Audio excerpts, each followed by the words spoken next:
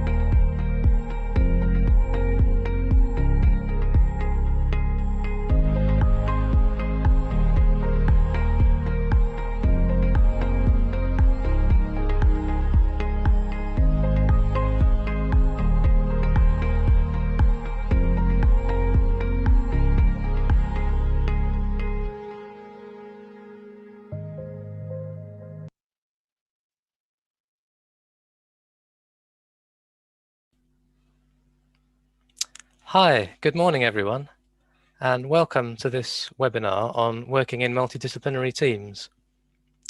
So on my next slide, just some introductions.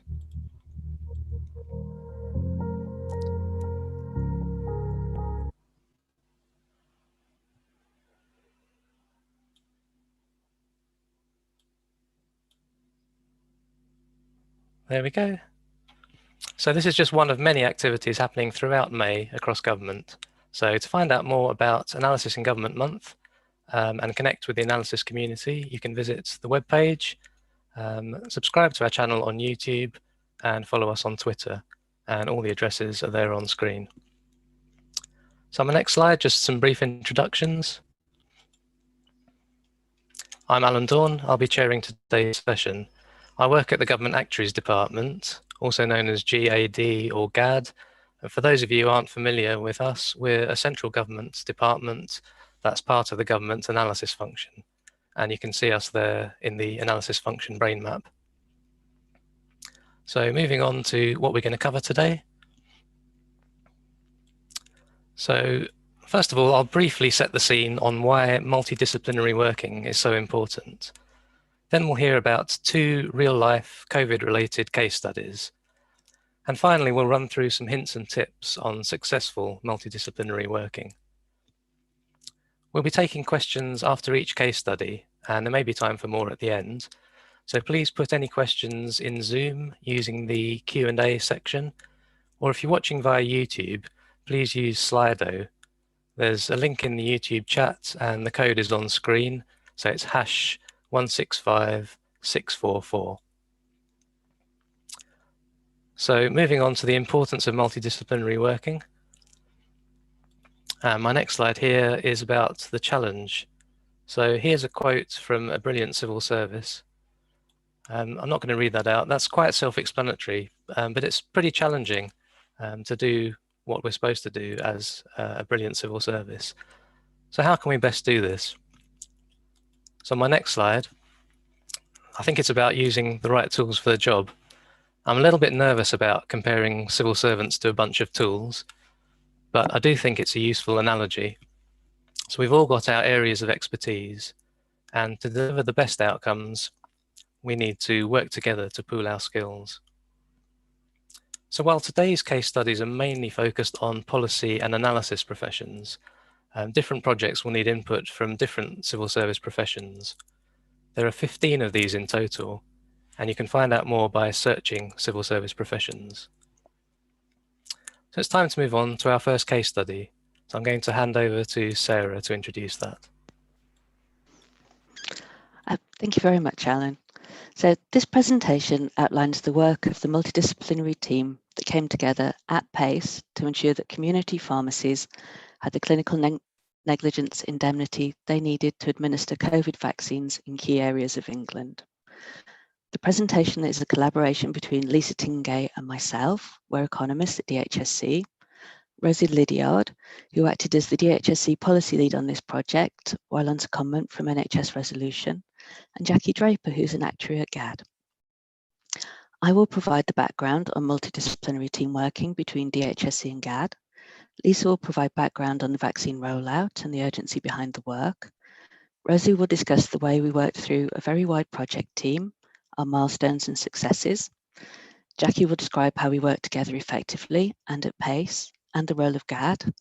And then finally, I'll outline the lessons we learned. On the next slide, I outline the way that DHC, policy analysts and GAD have worked together in recent years.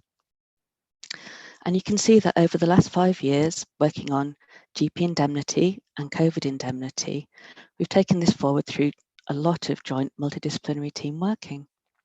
From 2017 onwards, DHSC has led a very large multidisciplinary team to take forward a major project on the best way to indemnify NHS GPs in England against clinical negligence. The MDT here included DHSC Policy, Analyst, Commercial and Finance, GAD, UK Government Investments, the Treasury, the Government Legal Department, and specialist advisors, including actuaries at PwC and lawyers at Slaughter and May. Having assessed the cost, benefits and risks, the new state indemnity scheme for clinical negligence for GPs was launched successfully in 2019. More recently on COVID, we've been doing joint MDT working for around a year.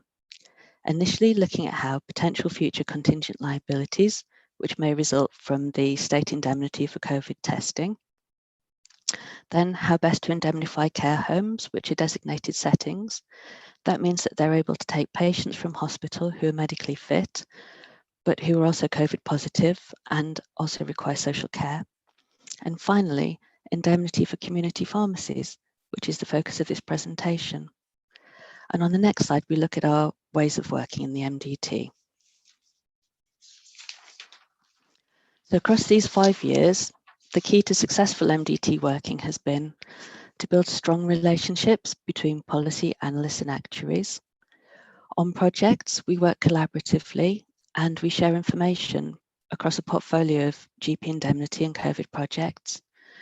We've avoided silo working. So MDT members attend the key meetings, for example, with NHS Resolution or with the pharmacy insurers. In terms of project management, GAD are commissioned by DHSC analysts and provide advice across a range of fast-moving projects. So to help manage this, GAD attend the weekly analytical team meetings. We also have monthly contract management meetings where we discuss work ongoing and priorities coming up. And we've had 3 really successful GAD secondments into the DHSC analytical team. And finally, we use shared platforms. So we have meetings and communicate on Teams and via Skype. And we have a document sharing platform at DH called DH Exchange. On the next slide, Lisa will provide background on the vaccine rollout. Thank you for that. Thank you for that, Sarah. So the COVID vaccine programme was launched in December 2020, and what we were trying to do was ensure that all adults in England could receive COVID-19 vaccinations. The involvement of NHS trusts and GP practices and pharmacy was crucial to meeting the sheer volume of vaccines that we were going to need to administer through hospital hubs, large vaccination centres and local vaccination services. So pharmacy was pivotal in that they could help plug gaps in coverage. For example, geographically remote areas or regions where GP practices didn't have the capacity to run vaccination centres, or where the population was particularly dense and more capacity was needed to manage the throughput.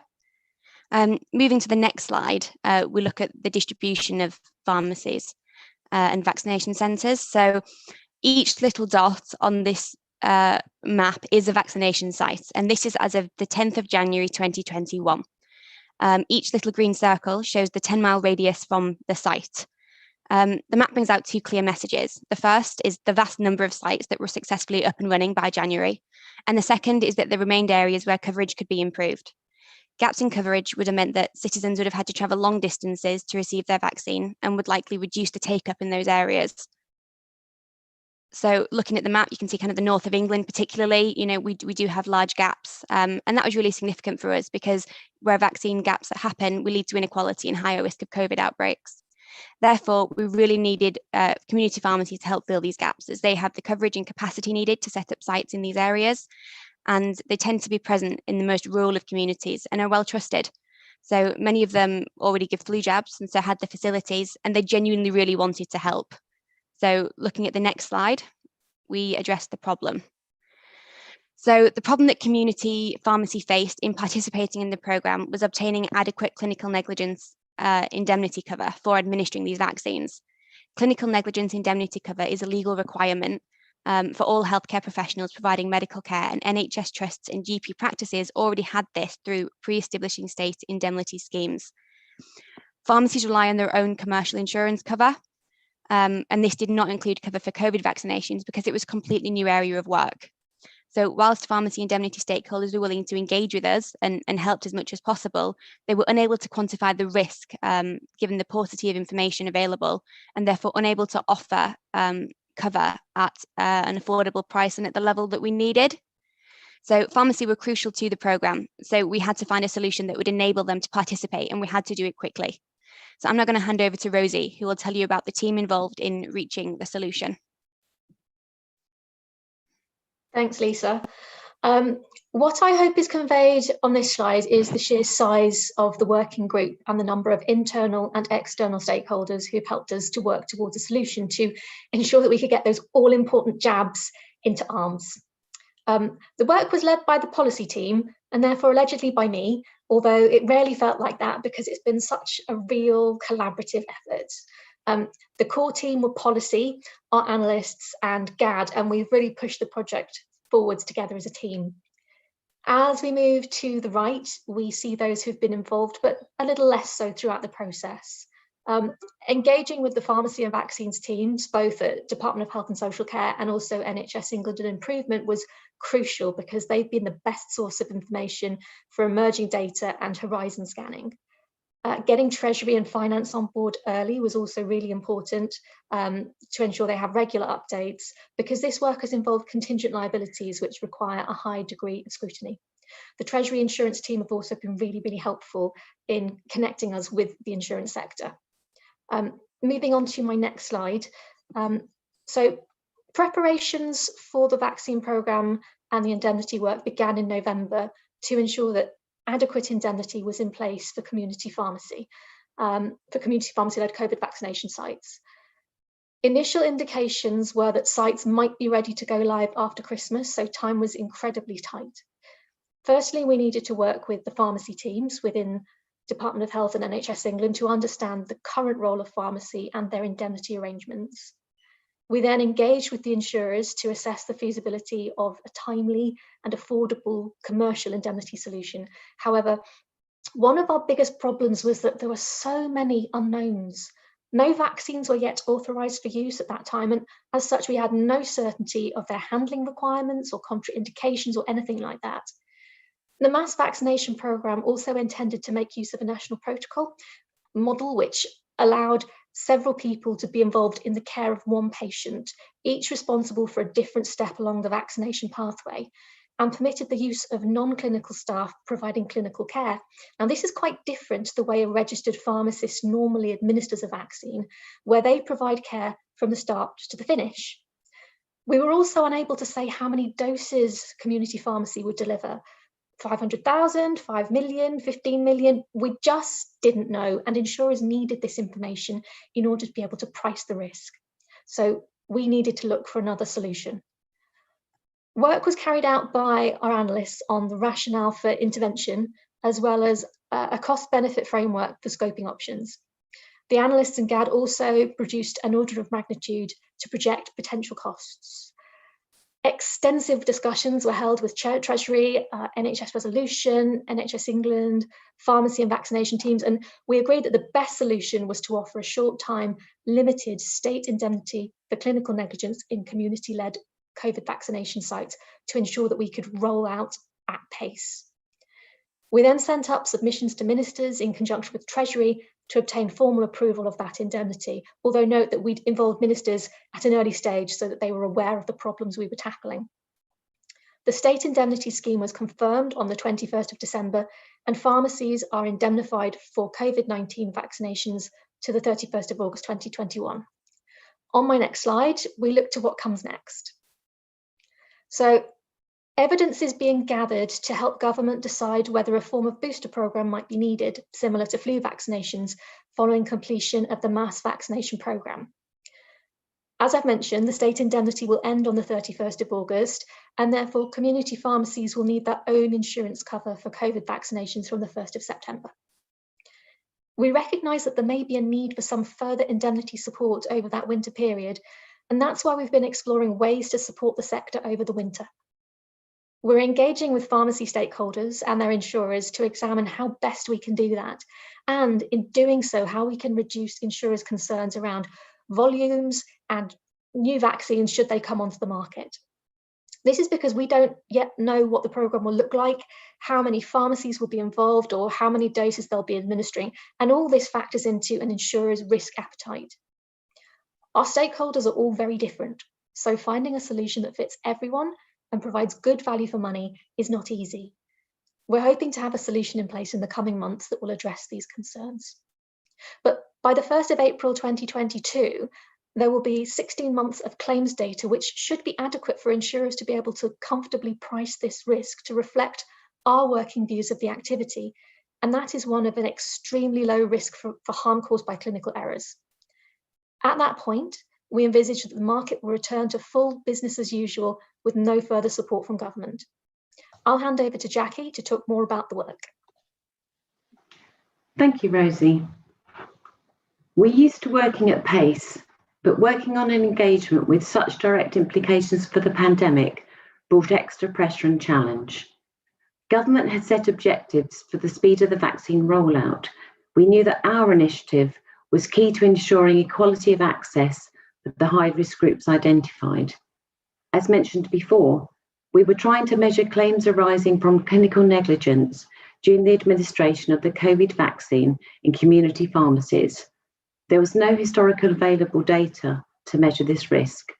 We were, however, able to draw on information from other work, and we communicated the uncertainty of our estimates with suitable caveats and sensitivity analysis. Stakeholders were really keen to engage with us. The policy team, analysts and GAD all attended meetings with them. On the next slide, we can see the fast-paced and dynamic project management. Weekly team meetings ensured that we kept in touch with each other regularly. The diversity of skills within the team was beneficial for problem solving, as it provided a broader scope of thinking. As a team drawn from different government departments, we had a wide network of connections to help fill in any knowledge gaps. Team meetings were also useful on a more practical level, for example, to flex resource between tasks. Although we worked collaboratively, we had defined roles and responsibilities. For example, in stage 1, the economists worked up the rationale for intervention, and GAD calculated the order of magnitude of the associated cost. In stage 2, GAD was able to draw on its insurance industry experience to feed into policy design and worked with the analysts to refine the estimate of cost. An overall budget for the use of specialists, such as GAD, was agreed in advance. This was monitored regularly throughout the project. On the next slide, we can see the role of GAD.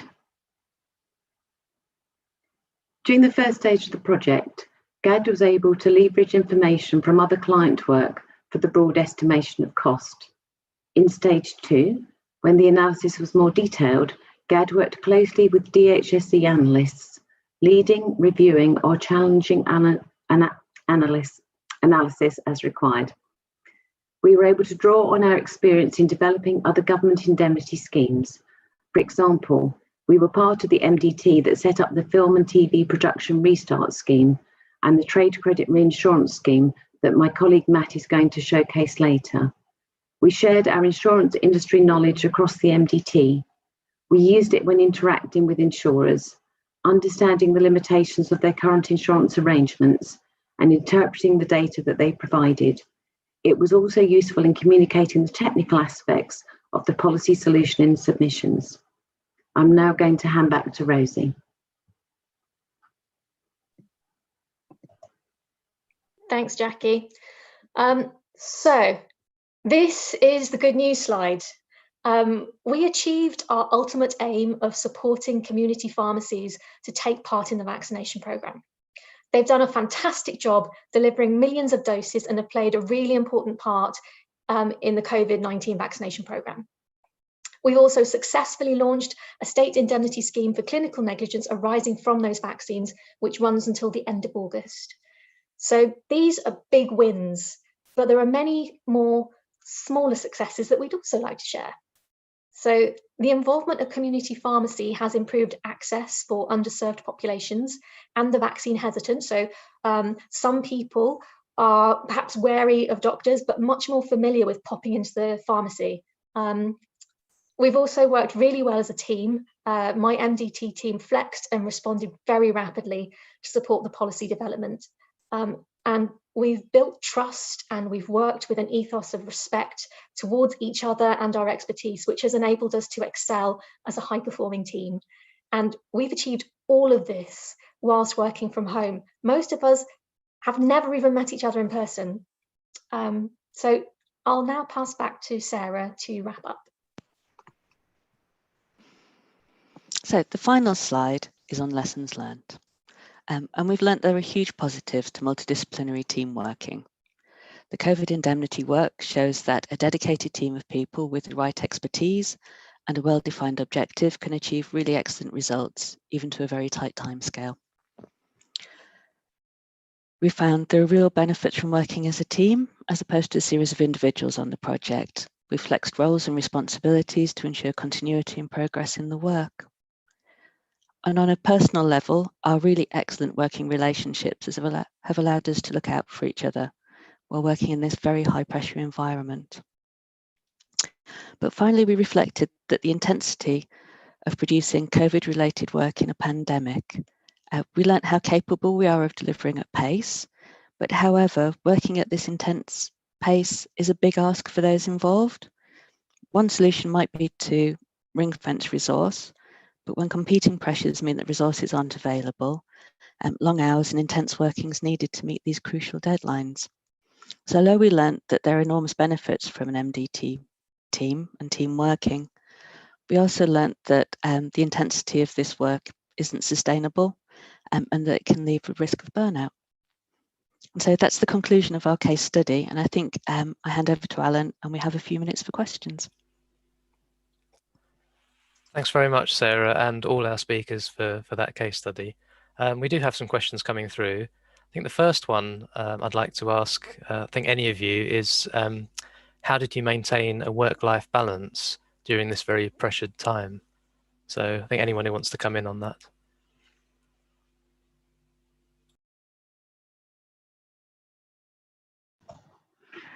I think it was actually very difficult.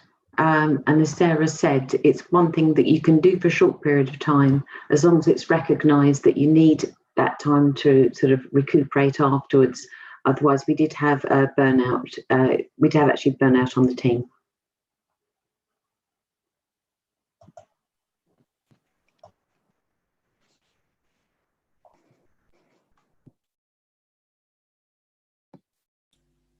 Thanks, Jackie. And Rosie? Yeah, I was just going to say, I think it's particularly difficult as well because it's not a situation I've ever been in before where a deadline is so absolutely crucial. I mean, any delay that we would have faced in getting community pharmacy able to participate would have had, real-time consequences. It's not a deadline that you can push. The deadline is the deadline. So in terms of a work-life balance, for me at least, the work had to come first.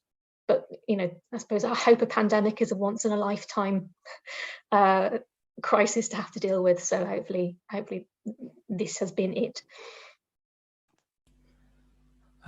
Thanks very much, both. Another question just come through, which is, I think, quite an interesting one. You've talked about the advantages and successes, but can you talk us through the challenges you faced as a result of multidisciplinary teams?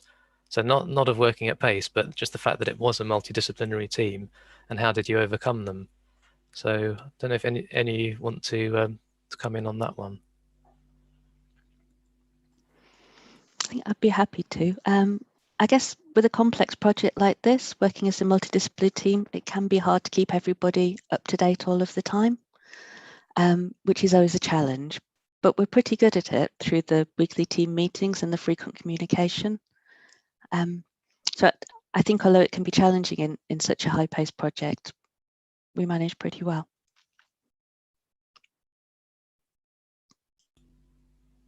Anyone else have anything to add on that one?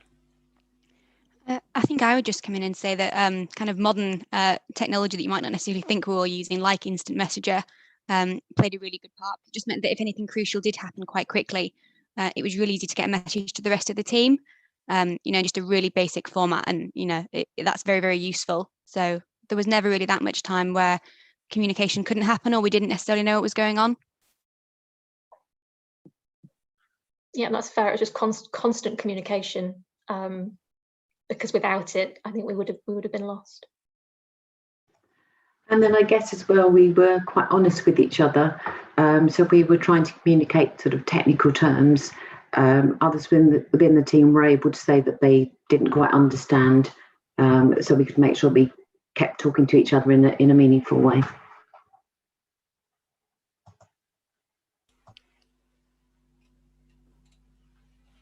That's great. Thanks, everyone. We'll take one more question before we move on to our second case study. This is a very general one. Looking back, is there anything you would do differently?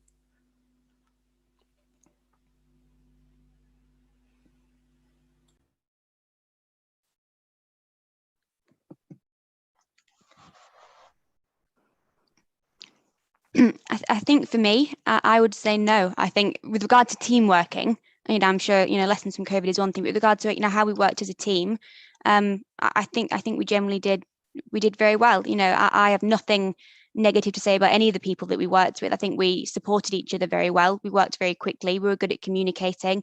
We recognised each other's workloads, and I don't think there's much more you can ask with regard to what you would want from a team when working with something as intense and as stressful as this. So no, I think generally our team worked very well, and I don't think there's anything I would change, but they may disagree. They may want to come in and counter me now. I don't know.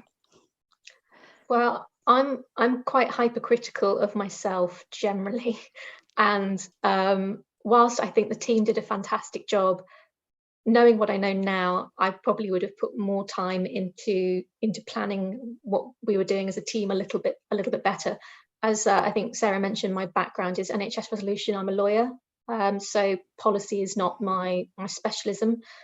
So if I was doing it again, I'd do it with my new policy hat on, and do it from that perspective. So it's something I couldn't have changed, but that's how I do it differently now.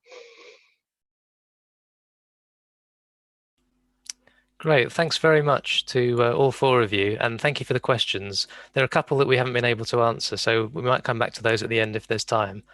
But now I'd like to hand over to Matt to talk through our second case study.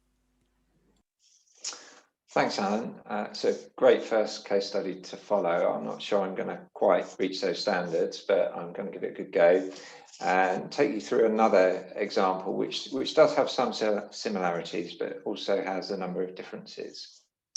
So I'm Matt Gurdon. I'm an actuarial director at GAD, and I'm going to take about 10 minutes or so to talk you through an example around trade credit insurance.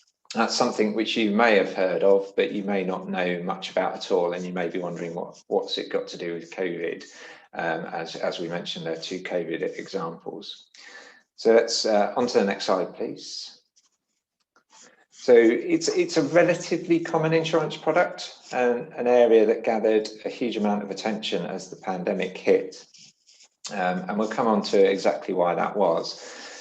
But the result of all that attention and what I'm going to talk about is the Trade Credit Reinsurance Scheme, which is a policy led by BAYS. I'm going to cover off what trade credit insurance is, the challenges that arose and we were trying to address, who got involved in the whole project, and what the ultimate outcome was. So if we can go on to the next slide. So to make sure we're all clear what we're talking about, there's a brief summary here of trade credit insurance. If you think about businesses that sell their products on credit and they issue invoices to their clients, they run the risk of those invoices not ultimately being paid for some reason. And to reduce that risk, they can take out insurance, they pay a premium, and the insurer provides them with cover in case the invoice isn't paid, and there'll be some excess or limits applied to that. But in essence, they're protected against their invoices being unpaid, in exchange for which the insurer gets the premium and then can approach the customer who hasn't paid their invoice to try and reclaim what money they can. That allows trade to continue. It allows people to buy things on credit and then sell them on, get cash flow in that way before they have to settle their invoice. Obviously, as the pandemic hit, trade across the economy was disrupted quite significantly. A lot of companies had to close temporarily, and there was real cash flow problems around business, and that really increased the risk around invoices not being settled. And for insurers, there was a huge financial challenge there. They were facing a lot of extra claims that they hadn't been expecting, and their financial resilience would be at risk. So the insurers were having to consider whether to increase the premiums they were charging and significantly increase those to recognise the increased risk, or whether to withdraw cover completely and protect themselves against a market that was looking quite risky for them. Now, this is a big market. It covers £350 billion of invoices in a year. Over 600,000 businesses take out the cover. And it's not only those direct businesses that are affected, it's all their supply chains. So potentially this has a really big implication across the economy. And the government, therefore, really needed to step in and do something.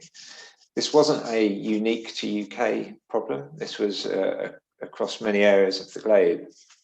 And across the EU, there was government stepping in to address the challenges. So as well as potential problems with trade within the UK, we also had the risk that against their EU competitors, UK companies would be at a disadvantage, and that would have further implications. So if we go to the next slide,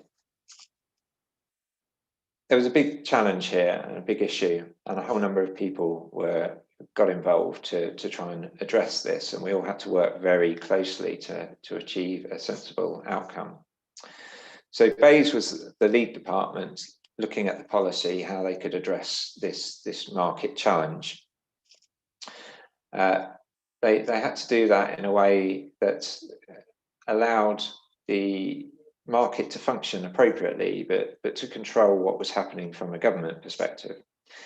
And they had to interact early on with Treasury because this would be a significant potential liability being taken on for the government. So as was mentioned previously, there's contingent liabilities issue here that needs to be managed and managed well. So Treasury were very involved in the cost implications of this, but also recognised there would be interplay with other policies that were responding to the pandemic.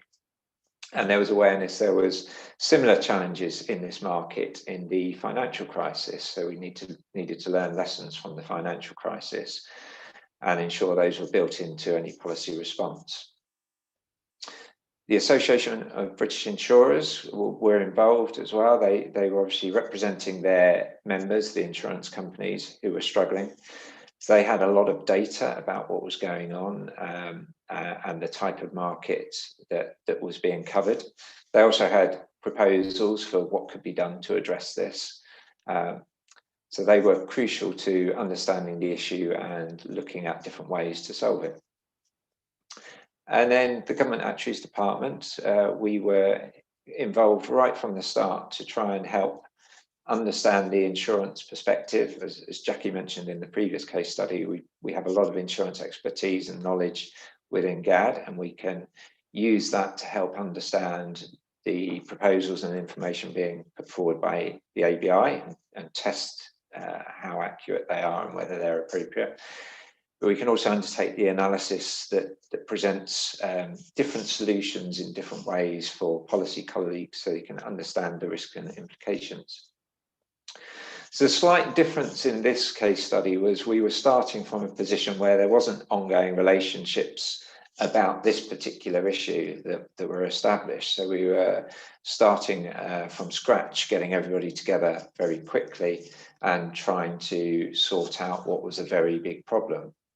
So next slide, please. What makes that even more complex is that each of those parties had different aims, some of which were in conflict. So here we can see BEIS, they're obviously thinking about the government objective to make sure business can continue, trade progresses and the economy is maintained. But they're conscious of the moral hazard. And this is the risk that government could step in and support the insurance market here, but exposes itself to risks that it provides so much protection that the insurers aren't incentivized to control the risk and manage trade credit properly. Instead, they just write whatever business they want in the full knowledge that they're protected by the government and exposed to no real risk. And they also had to be aware of what was going on across the EU. What were other governments doing? How would that compare to a UK response? Would that disadvantage anybody or would that create other incentives? Treasury, as I mentioned, were aware of the previous support measures. So they wanted to ensure that the outcome here was successful. So we'd take the lessons from what we'd done in the past and make sure we learned those lessons, applied a better support approach that was successful but controlled costs and allowed markets to function well. And the ABI was very much looking after its industry. It wanted the best possible deal for the insurers. Ideally, from its perspective, it would have a full support from the government, easy access to that, little restriction on how it applied. But obviously they recognise the government's position and cannot push too far. So they have data to support their proposals. And we were there able to challenge that data and challenge the proposals, but in a collaborative way so that we could build on them rather than just rejecting them out of hand. Our particular challenge here was the need to develop something very, very quickly. So we had our insurance background, we had our analytical capabilities, but we needed to use those very quickly to address a problem that was getting worse by the week. But we needed to do that with little data on what was actually going to happen and little data that represented an equivalent time in the past, because nobody knew quite how the pandemic was going to play out.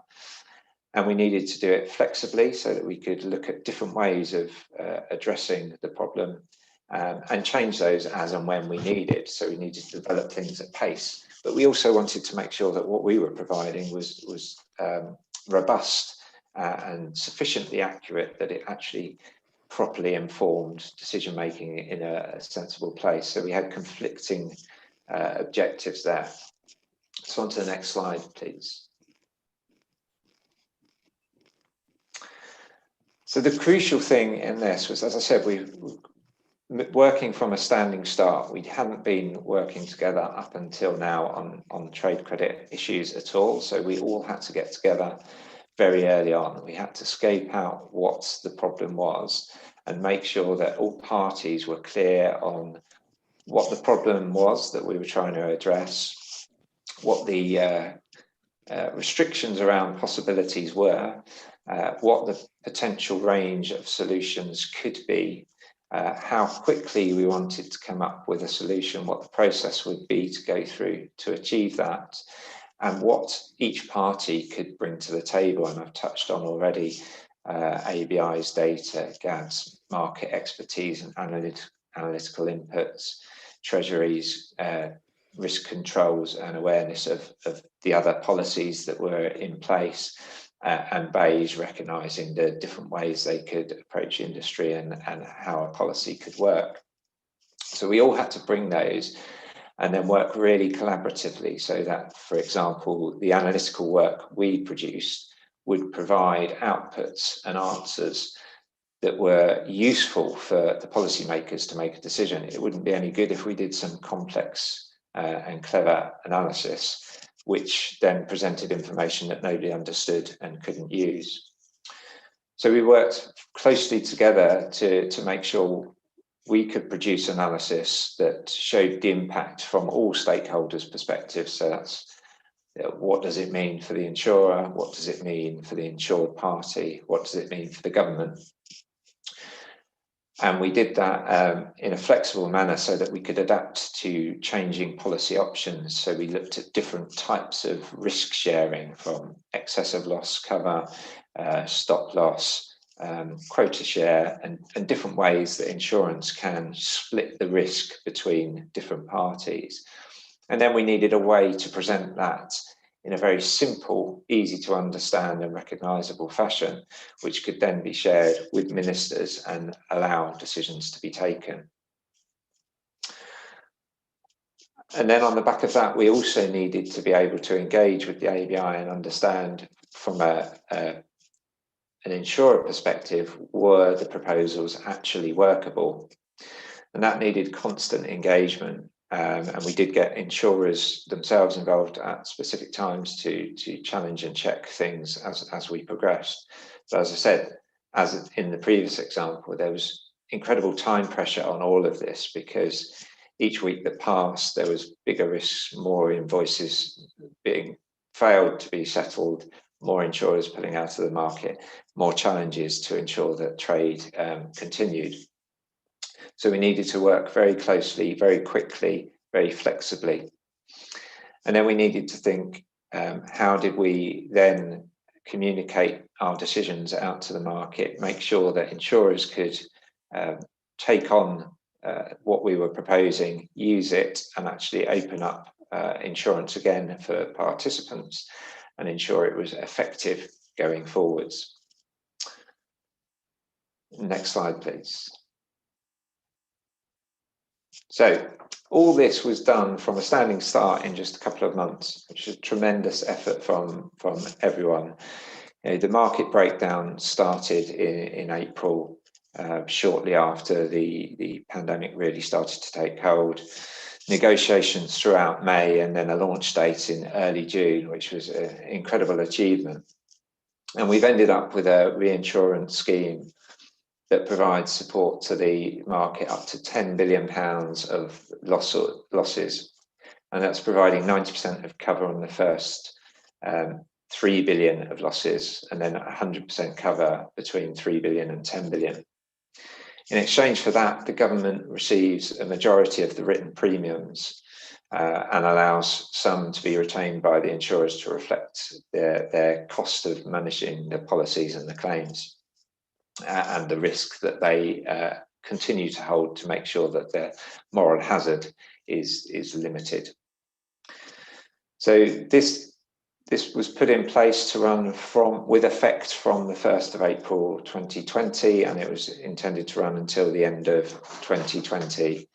It's been extended to June 2021 as a result of the uptick in COVID cases we had over the winter.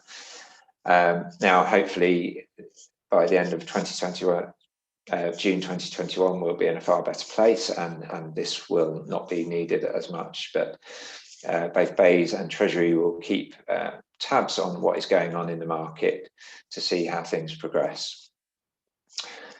I think without, though, the collaborative approach that was shown throughout this, that firstly, there's no way this could have all been turned around in a couple of months and producing a workable solution that doesn't disadvantage UK companies versus their European counterparts.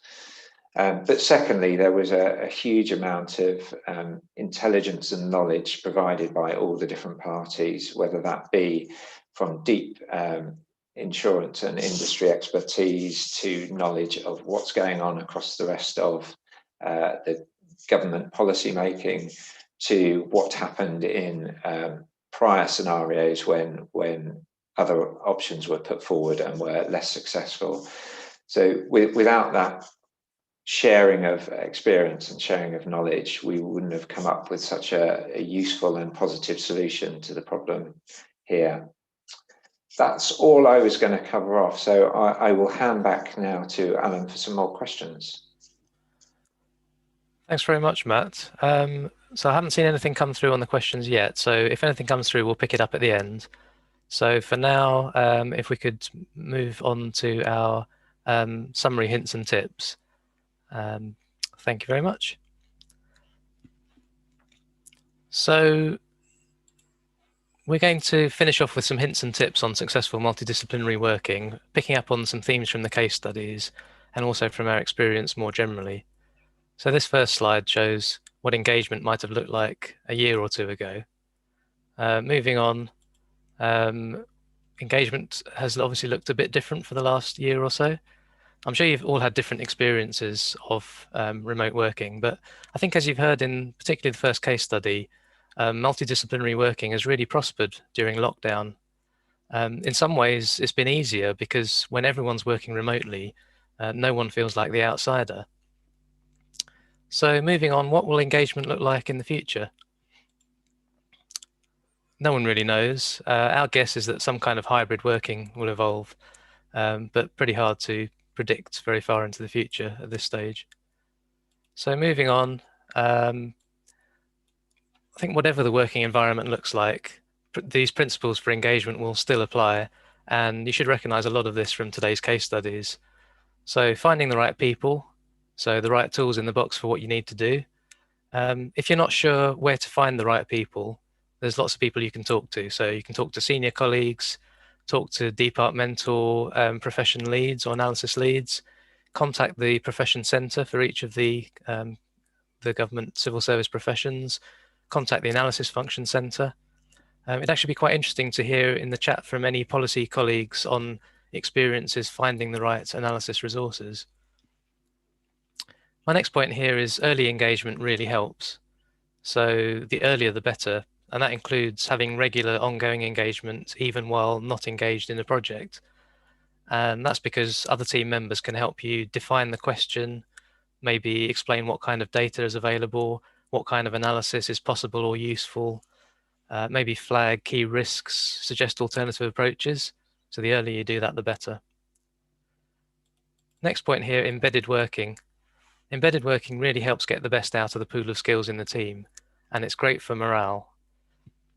So as we've heard, that would include things like including everyone in team meetings and planning sessions, including everyone in stakeholder engagement sessions, copying everyone into relevant correspondence, just making sure that those teams are really one team. My last point here, working iteratively and collaboratively. I think for a lot of the projects we do these days, it's rare to know the scope precisely at the start of the project. And our most successful multidisciplinary projects have been where all team members are really working as partners to help develop the scope and adapt flexibly as we go along. So moving on to my next slide. This is on scoping and planning. So today's case study showed that in today's world, scoping and planning often has to be very dynamic and very flexible. So as you might guess from the picture, I'm a keen golfer, and I think we can learn a lot about scoping and planning from the way professional golfers prepare to hit a shot. So if you bear with me for this. So first of all, they work as a team with their caddy, very important. They take the known information, so how far is it to the hole? They'll make educated guesses about the variables. So for the golfer, that might be the wind, the ground conditions, the slope. For us, that might be changes in available data, changes in political or economic climate. And importantly, they'll also plan for missing the target. So if there's a lake right next to the green, they'll aim well away from the lake. So for us, that might mean being really careful to avoid major issues that could cause project failure. And along with that, they might accept being a little bit further from their target. And for us, that might mean that we cut down the scope or prioritize the scope to make sure that we achieve the key outcomes. So on my next slide, a few general points about scoping and planning. So I think it's really helpful just to ask lots of questions when doing this. So who are the users of our work? So is that the general public? Is it ministers? Is it industries? And who are the other stakeholders that we need to keep on board? Why are we doing this? So what is our work going to be used for? Is it for decision making? Is it for reporting? And what's the big picture? This why question seems really obvious, but it can get lost in the weeds when we're in the middle of a very urgent piece of work, and it's easy to lose sight of the overall context. And that why question will then feed into what we need to produce. And Carolina will talk a little bit more about that later. And finally, when. I think as you've seen, a lot of particularly COVID work, but all work these days is delivering at pace. So the work might need to be tailored to the deadline. That might mean limited data collection, limited level of detail in the analysis, maybe restriction in how much consultation can be done. And it's also important to consider if it's a one-off task or a repeated task. So I'm now going to hand over to my colleague Carolina to cover the rest of the hints and tips. Thanks, Alan. Can we go to next slide, please? I will carry on through our hints and tips for working effectively in multidisciplinary teams. So the next few tips are around project management. If a project is large, like especially larger than this case study we have presented today, we need to ask question right at the beginning. Do we need a specialist project manager? Project management and delivery is one of 15 civil service professions. Our experience, especially on large projects, is that a good project manager is worth their weight in gold as part of a team. Whether or not we have a specialist project manager, it is essential to agree in a team who is doing what and when, and to manage and monitor this regularly. We have got some good examples how it worked in both of our case study. As Sarah said, building strong relationship, collaborative working, regular meetings with other stakeholders, secondments, and management meetings. That's all how it works. Task allocation needs to fit with deadlines and people priorities. Agile working is sometimes essential. Another good reason for abandoned teams to reallocate if needed, for example, got secondments to the HSC. Overwork is exceptional, but most likely just for short projects of high priorities, as our examples of pandemic solutions. However, it still should be monitored, and as it was said in the HSC example case study, a simple word of thank you is very important. Often neglected is project close, documentation, and lesson learned and sharing of experience. People often move from one urgent project to the next one, and people move jobs quite frequently. So project teams tend to break up.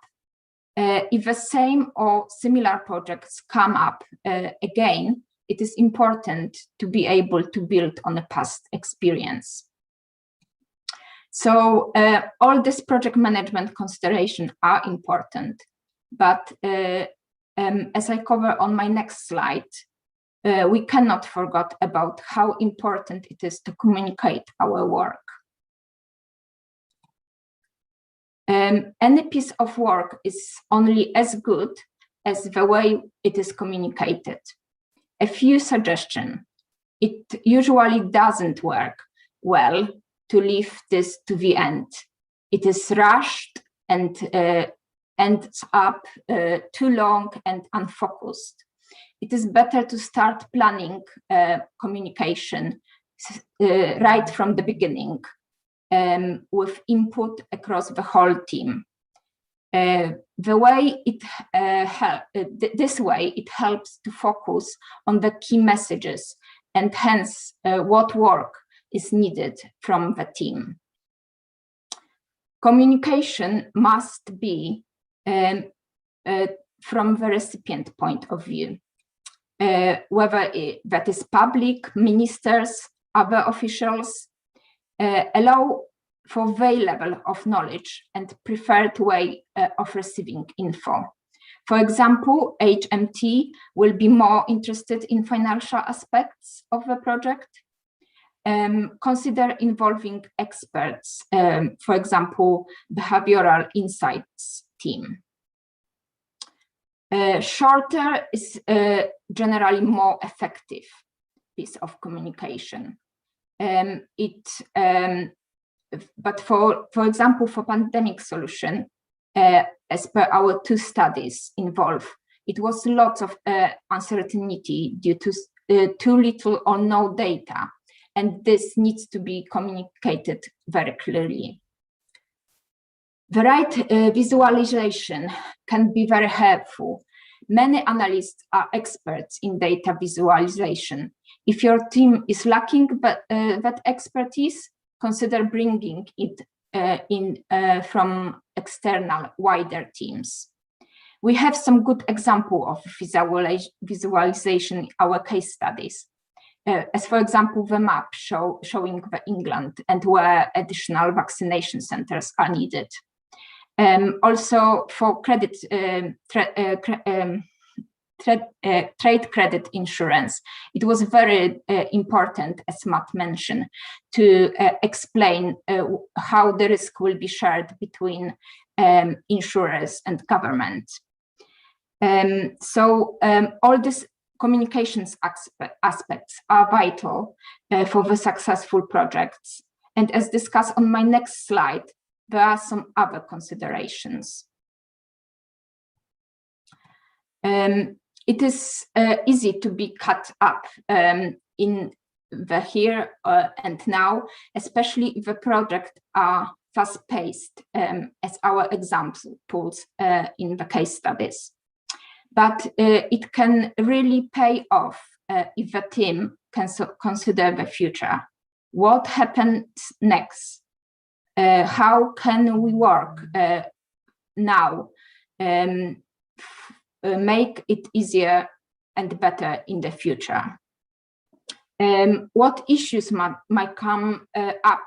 For example, what might be parliamentary questions? Also, is this piece of work can be repeated? Can it be automated? Will the team still be in place in the future? We have seen that both our case studies provided the solution which has to work over the extended time period than the originally assumed.